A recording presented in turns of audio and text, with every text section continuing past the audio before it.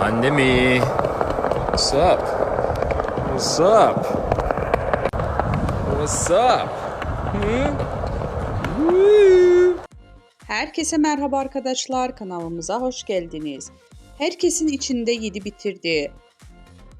Dışarıda mesafeli görüntüler veren ve çok fazla yakın gözükmeyen Hande Erçel ile Hakan Sabancı ilk kez böyle görüntülendi. Birlikte yurt dışından çıkan ünlü çift, Hakan Sabancı'nın herkesin içinde sevgilisine olan yakınlığı hayranları tarafından görüntülendi.